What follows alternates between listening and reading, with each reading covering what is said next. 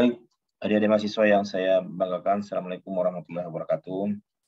Ini kita sudah masuk pada pekan ke-12 atau pertemuan ke-12 di mana kita bicara tentang demokrasi Indonesia. Jadi metode kita hari ini adalah diskusi kelompok, di mana tema besarnya adalah praksis demokrasi Indonesia berlandaskan nilai Pancasila dan Undang-Undang Dasar tahun 1945. Jadi kalau kita bicara demokrasi, seperti yang kita bahas di materi interaktif, bahwa demokrasi itu sebenarnya adalah pemerintahan rakyat. Bahwa demokrasi itu diharapkan bisa menjadi landasan bagi pluralisme di Indonesia, sehingga kita bisa menjadi Bhinneka Tunggal Ika. Tapi tentu sekali lagi bahwa demokrasi itu pertama bukanlah satu-satunya pilihan dan pilihan terbaik, tidak celah. Tapi ini adalah tentu terbaik dalam konteks kita sebagai negara yang plural. Karena dengan demokrasi ada partisipasi, dengan demokrasi ada balance of power, ya, dengan demokrasi ada penghargaan terhadap hak dan kewajiban warga negara, gitu. Ada hak-hak konstitusional kita, tapi ada kewajiban juga harus dijalankan.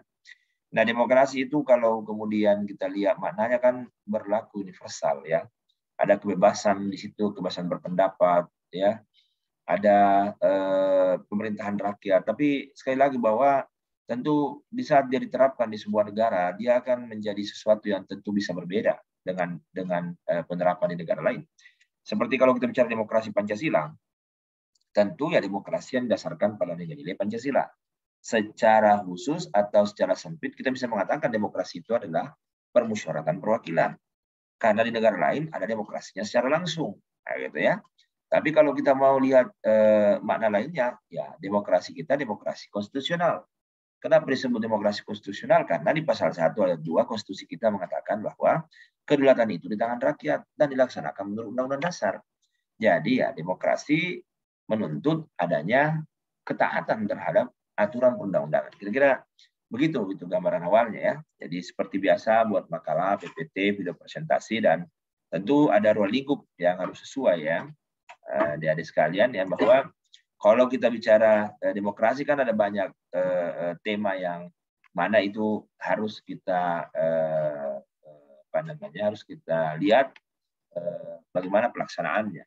Ya, misalnya kalau kita bicara di Indonesia kan ada pemilihan presiden secara langsung, ada pemilihan kepala daerah juga secara langsung. Nah, apakah ini sesuai dengan demokrasi Pancasila?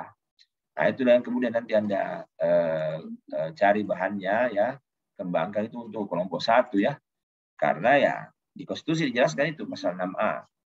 Ya, kemudian ada bahasa yang tentu berbeda di pasal 18, ya, bahwa gubernur, bupati, wali kota itu dipilih secara demokratis. Cuma demokratisnya itu dimaknai secara langsung. Makanya ada undang-undang tentang pemilihan kepala daerah secara langsung.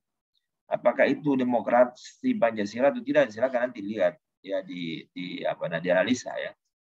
Kemudian yang kedua adalah di Indonesia ini kan legislatif kita kan ada MPR, ada DPR, ada DPD. Ya. Sementara DPR itu perwakilan partai-partai politik yang kemudian terpilih di dalam pemilu lewat dapil-dapil yang ada. Sementara kalau DPD itu ya wakil provinsi, dapilnya provinsi, 4 provinsi. Kalau kita lihat, DPD ini punya legitimasi kuat. Kenapa? Karena lebih banyak yang memilih dia. Tapi kalau bicara kewenangannya terbatas. Nah, ini menjadi persoalan.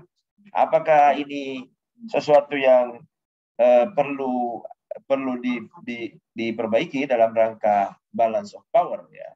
Karena sama-sama dipilih pemilu. DPD juga punya keanggotaan yang sama keanggotaannya DPR, ya, masa jabatan begitu, ya, masa keanggotaan dipilih pemilu, ya. Cuma memang ada bahasa di sini bahwa anggota DPR tidak boleh lebih banyak sepertiga dari anggota DPR, gitu, ya. Oke, itu untuk kelompok 2. Kelompok 3, nah ini kelompok 3 lebih praksis melihatnya bahwa bagaimana kita lihat praktik-praktik politik Indonesia yang mana itu yang dianggap tidak sesuai, ya, karena ini kan kalau kita bicara teorinya Machiavelli itu kan mengatakan begini, ya, menghalalkan segala cara itu ada gininya. Bagaimana tujuan itu menghalalkan cara? Artinya cara apa saja bisa digunakan dan tujuan tercapai. Itu kan kelihatannya di Indonesia itu sudah mulai muncul, ya, atau marak begitu, ya. Ada yang mengatakan bahwa Machiavelli bilang begini, ketaatan terhadap aturan itu bagus, tapi kalau yang taat itu adalah pejabat, yang kemudian itu bisa merusak dia punya kekuasaan, maka itu kebodohan yang perlu dihindari. Nah, itu kan bahasa itu kan sebenarnya buruk, ya, karena siapapun harus taat terhadap aturan. Nanti kelompok 3 lihat itu ya. Oke. Nah, ini ada giumnya. Kemudian kelompok 4, nah ini. Kalau kita bicara apa namanya? Kita bicara pilar-pilar utama demokrasi Pancasila itu kan ada 10 yang kita sudah bahas kemarin di materi interaktif. Nah, lihat saja dalam konteks politik. Dalam kehidupan politik itu bagaimana implementasinya. Kemudian dari aspek ekonomi, bagaimana implementasinya di kelompok 5 ya. Kemudian kelompok 6 itu bicara tentang seperti apa sih kolektivitas yang bersifat desentralistik sebagai perwujudan dari kedaulatan rakyat menurut Bung Hatta. Ini silakan dicari tahu, mengidentifikasi kearifan lokal ya, menurut agama dan kepercayaan juga demokrasi itu seperti apa sih definisinya menurut agama dan kepercayaan yang ada di Indonesia. Ini ada contoh ya kalau bicara suku bangsa.